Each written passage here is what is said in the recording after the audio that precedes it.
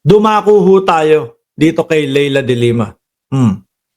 Na kinatatakutan. Ako ho, naniniwala ako kinatatakutan po ito ng ng defense team ni Sara Duterte, no? Kasi si Leila de Lima at Chel Diokno ang isa o ang dalawa sa pinakamalaki na makakabangga nila at makakalaban nila. Ay nako. Sabi ni Jemmy Boy Bahe, confidential funds daw, di daw pwedeng sabihin. Mga bugok yung mga yan no? Pero mo COA ang magtatanong, hindi mo pwede sabihin sa COA. Ano yung kalaban ng gobyerno? Ito, Leila kay Cheese. Anong ang dapat mong pag-aralan sa impeachment? Kasi nga, di ba, kaya daw pinupospone ni Cheese, meron pang mga pag-aaralan, mga rules, etc., etc., doon sa impeachment. Ano pa nga ba? Hindi mo pa pinag-aralan, Cheese? Nung ilang buwan mong inihinto, pinospone, tapos ngayon mo palang pag-aaralan? O dahilan na lang yan para hindi matuloy ang impeachment, di ba? Sabi ni Mami Terry, baka lumabas ang mga tao pag hindi natuloy ang impeachment trial ni Pusit. Sabi ni Genesis, dapat mga senador walang kinikilingan at dapat ipatupad ang mandato nila at magbase sila sa ebidensya at di sa utang na loob. Yun nga ho ang dapat No, pero makakapal po ang mukha ng mga senador natin ngayon. Kaya po nilang ipangalandakan. Sila yung magiging judge, pero sila yung kasakasama sa araw-araw nung huhusgahan nila. Di po ba? Ako kung senador ho ako, mga bossing, yung sa mga magbabasa, sabi, hindi ka magiging senador. Alam ko, hindi ako magiging senador. Pero kung ako ho, senador, mga kababayan, at alam ko na isa ako sa judge o magja-judge, hindi ho ako makikisama kay Leila de Lima hangga't hindi nag-uumpisa yung trial or kahit nagta-trial na. No, hindi ako makikisama doon sa prosecution panel. Hindi ako makikisama dito sa mga huhusgahan ko dahil maaapektuhan yung aking paghusga. Di po ba? Maaapektuhan yung aking paghusga. Sila ho, makakapal ang muka. Hindi pa nag-uumpisa yung trial, sinasabi na po nila, haharangan nila yung impeachment. Robin Padilla yan. Talo ang impeachment. Amy Marcos yan. Ngayon, Ketchis, eto, nakikita natin, inuudlot-udlot. Lahat ginagawa, lahat dinadahilan. Di ba? Sabi ni Alexander the Great, pera-pera nasa Senado ngayon, hindi gaya noong magagaling ang senador tulad ng panahon ni Miriam Defensor Santiago.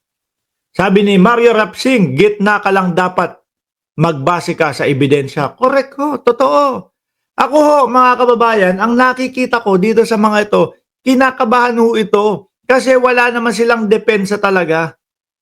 Wala silang maididepensa dahil kung meron pong mga maididepensa yan sa Kongreso pa lang po at sa NBI, sinabi na po nila yung depensa nila.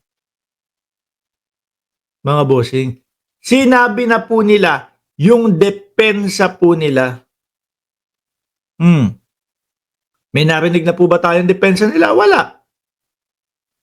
Ang lagi po nilang pinupunto yung rules ng ganito, yung rules ng ganan. Di po ba? Samantalang, yung Kongreso, na-establish nila yung mga ebidensya, na-establish nila yung kay Roque na nga lang, na-establish nila yung link ni Roque sa Pogo di ba? Labas yun. Na-establish yung mga ebidensya, mga kababayan. Nandoon na yon. Kailangan nasa isip ng senador, ito talagang kailangan no? Talagang kailangan masagot nila. Dahil naghihintay ang taong bayan sa sagot. Tapos dadalihin nila, kasi wala sa rules yung ganito, kasi ganyan Kawawa ang mamamayang Pilipino dyan. Sabi ni Senate President Chis Escudero, pinag-aaralan pa raw niya ang mga patakaran. Grabe Pebrero, nung sinabi mo na June 2, dumating ang June 2, ngayon ka palang mag-aaral. Nahahalata ho yung mga ganitong tao, mga kababayan. Ano po, baka nga totoo yung sinasabi na kaya inuudlot-udlot at dahilan para mahinto, eh, para mapanatili ang kanyang pagiging Senate President. Baka yun yung hiling ng Duterte Black. Panigurado ko. Duterte Black nga eh. Di po ba? O para protektahan si Sara Duterte. Hindi po para protektahan ang mamamayang Pilipino. Mga senador, mahiya naman kayo. Oh. Di ba? Kitang-kita sa mga ebidensya na kailangan talaga nalitisin. Tapos dadaanin nyo sa ruling, sasabihin ng isang senador, magkakawatak-watak lang. Ay, hayaan na lang natin na manakaw. Hayaan na lang natin, bilyon-bilyon ang nawawala sa pondo ng bayan taon-taon. Umangat nga tayo niyan. Di ba? Makabayad nga tayo talaga ng utang niyan. Biruin mo, ilang bilyon po ang nawawala na nanakaw sa kaban ng bayan. Tapos umaasa, sasabihin sa atin ng mga senador, yayaman, babalik, makakaahon ulit ang Pilipinas. Kung eto ibabaliwalain ninyo, di ba dahil doon sa mga sinasabi nyong mga dahilan nyo, mga paikot nyo sa taong bayan, magkakawatak-watak kasi ang Pilipino, magkakawatak-watak ganyan. Di bali na munang magkawatak-watak tayo, ang importante, mahilom yung sugat ng ating bayan. Yung tuloy-tuloy na pagdurugo, ano gagawin mo dyan? Gagamutin mo. Kung malaki ang sugat, tahiin mo. No? Kung ito ang sanhi ng pagdurugo at pagkaubos ng dugo, tahiin mo, kumpunihin mo, tapalan mo para huminto ang pagdurugo. Kung ito ang sanhi ng pagkaubos ng pera ng taong bayan, asikasuhin mo. Di po ba? O ngayon, naasikaso, nakita yung mga magnanakaw. Syempre, di ba? Wala nang nawawalang pera. Mahirap naman po yun.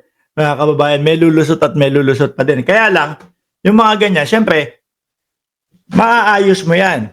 Pag wala nang nagnanakaw, wala nang mga perang nauubos, wala nang mga perang nasasayang, lahat po yun, tuloy-tuloy. Pasok po sa pag-angat ng bayan natin, mga bossing. Pero kung dadalihin po nila tayo, kailangan ko po munang pag-aralan yung mga rules hanggang sa wala na. Okay na. Ibig sabihin, mga bossing, kinukonsente nila yung mga ganyan. Yan lang naman po yun eh. Kinukonsente nila or hindi nila naiintindihan na ang magnanakaw sa kaban ng bayan ang problema ng Pilipinas. Di po ba? Daming dahilan. Pero ang tanong, ano pa ang kailangan pag-aralan kung malinaw ang mandato? Di ba? Yung simpleng-simple ho na Fort With na pinagtatalo na ay hindi naman sila nakikipagtalo, wala nga silang maisagot doon eh. Diba? Dinali lang po ni Senadora Risa Ontiveros. Nakasaad po sa ating konstitusyon na dapat po kapag ka natanggap ang impeachment, forthwith sa lalong pinakamadaling panahon. Diba? Sa lalong pinakamadaling panahon. Simple. Ano ginawa ni Cheese? Tinayuan, tinalikuran. Mapapahiya eh. Walang may sasagot eh. Diba Adel Dicang Telino at Edmond Sumalde? Dapat madagdagan ang oposisyon na kontra sa magkakampi. Yan po. Kaya nga po di ba? Sinasabi ng mga DDS, sinasabi ng mga uto-uto, hindi daw dapat nanalo si Kiko at si Bam. Imposible daw, nandaya daw. Nakakalimutan nyo yata. 2016, 14 million to 15 million ang kakamping. 2022, nakakuha ng higit sa 15 million si Attorney Leni Robredo. Ibig sabihin, consistent at walang nalalaga sa kanila. Ilan yung nakuha ang boto ni Bam Aquino? 20 milyones o 19 million? 15 million dahil nga po doon sa mga kakamping o 16 million dahil sa mga kakamping. 3 milyon dahil po yung mga supporter ng gobyerno ibinoto din po itong sila Senator Kiko Pangilinan at Bam Aquino. Paano sasabihin ninyo na nandaya yun?